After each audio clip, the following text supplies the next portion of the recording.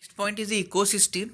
An ecosystem is a community of living organisms such as plants, animals, and microbes in conjunction with the non-living components of their environment interacting as a system. Means it is a combination of living and non-living organisms or the components. So there are so many things around you. Some of them are living things, some of them are non-living things. Lime home and ecosystem is a community of living things. uh, then it includes all the living things, that is a biotic environment in a given area that interacts with other, and also there is a non-living or abiotic environment such as a weather, earth, sun, soil, climate, atmosphere. These biotic and abiotic components are regarded as a link together through nutrient cycles or the energy flow. So ecosystem do come in different sizes. They vary according to geographical areas. They can survive in a small areas such as a uh, rock, decaying tree trunk, or a pond in your village, and ocean, freshwater, or the puddle. Or it can exist in large form such as a tropical rainforest.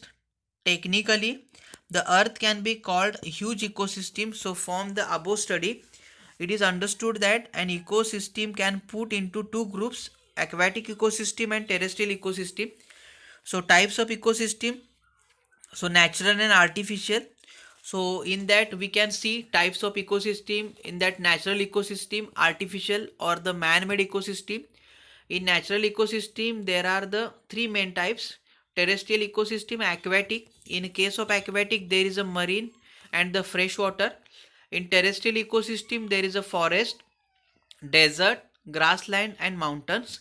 Then in case of freshwater there is a wetlands, lotic, and lentic also. So artificial ecosystem are the natural regions affected by man's inferences. They are artificial lakes, reservoirs, township, and the cities. Natural ecosystem means uh, aquatic ecosystem and terrestrial ecosystem. Terrestrial means are the land based. They are those zones or the regions where organisms lives and develop in the soil and in air that surround the certain terrestrial space. In these places it is assumed that living things that inhabit the ecosystem find everything they need to be able to survive. For example, the forest ecosystem are ecosystem in which an abundance of flora or plants is seen, so they have a big number of organisms which live in relatively small spaces. Like that there are various examples for terrestrial ecosystem. You can read it in your textbook also. Next one is the aquatic ecosystem. So they are made up of plants and animals that live in a water. It encompasses aquatic flora, fauna, and water properties as well. So here also some types are there: ecosystem, marine, and freshwater. So marine means which is the biggest ecosystem, which covers around 71% of Earth's surface and contains 97% of our planet's water. Water is a marine ecosystem feature, high amount of minerals and salt dissolved in them. Next one, freshwater ecosystem covers only 0.8% of Earth's surface and contains 0.009% of the total water. Ecosystems are habitats to reptiles, amphibians, and the around 41% of world's fish species. So three basic kind of freshwater ecosystem exist are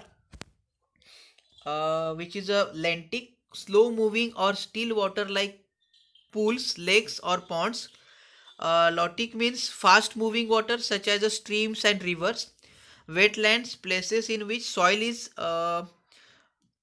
indented or saturated for some lengthy period of time. So we can call it a Sundarban, which is a which also sometimes it is a wetland area. Factors causing environment imbalance. So one is a overpopulation. So due to the increase in population, it affect our nature or land or the environmental aspects or the factors. Next one is landfills. Landfills are places on land where we put our garbage and other waste material. This waste roots and decomposes and produces harmful gases. Next one, bad agriculture practices. Modern agriculture practices uses chemical fertilizers and the pesticide to produce more crop. The biggest issue facing the use of chemical fertilizer is groundwater contamination. Like that, when you use more and more advanced technologies or the fertilizers in your land, then it will directly affect your ecosystem. Next one is the industrial waste. It is also major problem in India. Like, industrialization has been the result of rapid development in technology and the increasing demand in our daily lives. But the main concern is that most industrial factories are not eco-friendly. So due to their waste, our environment is get contaminated. Use of polythene, plastics and electronics. So all of you know these things are not degradable, or these are the harmful to the nature. Then also we are using these. So plastic cannot be biodegraded. It breaks down into smaller and smaller pieces. Plastic stays around for hundreds of years and can be hazardous to wildlife and leaches and throw toxins into environment.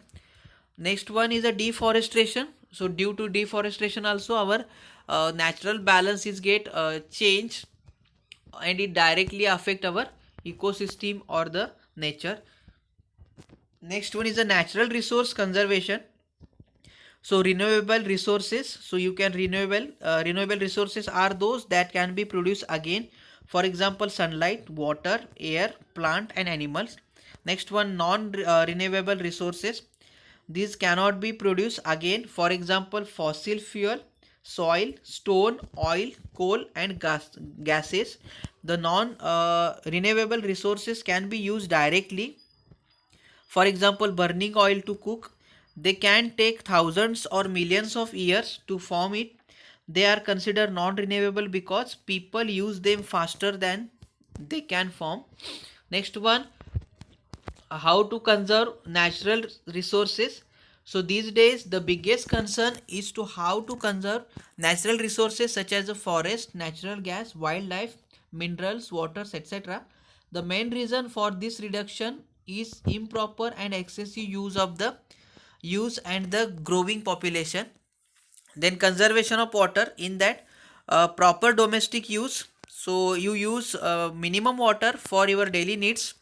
Efficient agricultural use, increasing and making mandatory check dams, grassroot irrigation projects, rainwater harvesting projects, etc. Then by penalizing on wetlands and water bodies. Also you can try to use marine water, forest conservation, recycling of industrial water, wastewater treatment to avoid water pollution and save aquatic and human life. So the government needs to levy taxes on sand based consumption rates.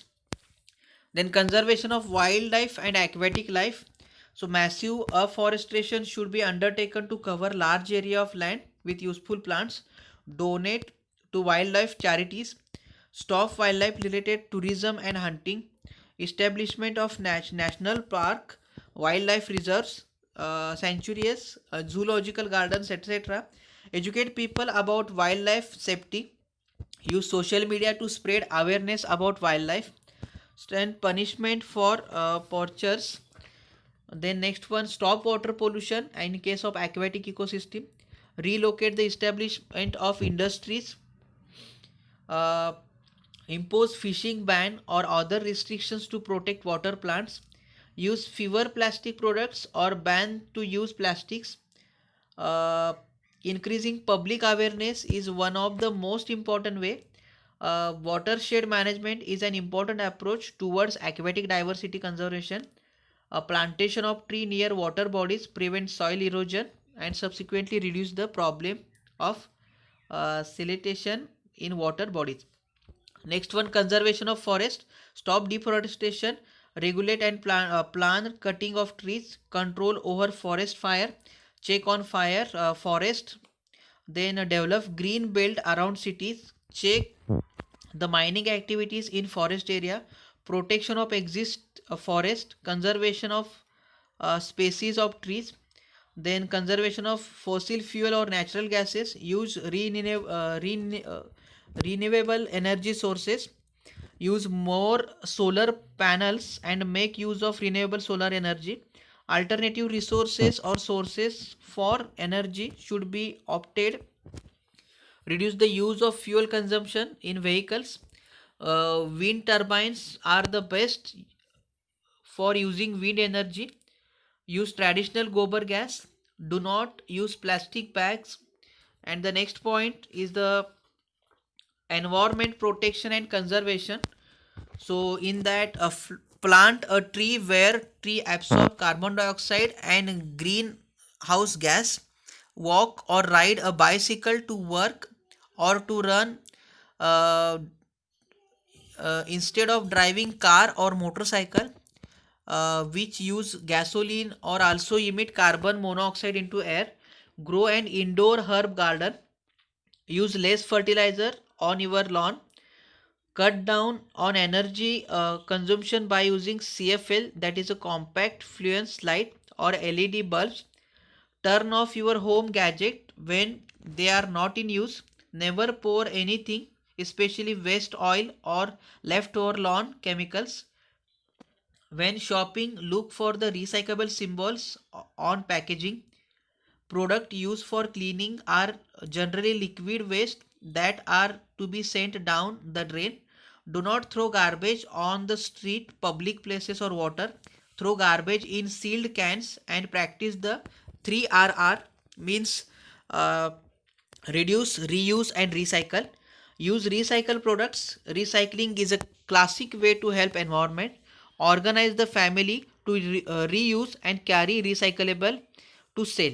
The Environment Protection Act was passed, Ministry of Environment, Forest and Climate Change, with objective of providing for protection and improvement of the environment.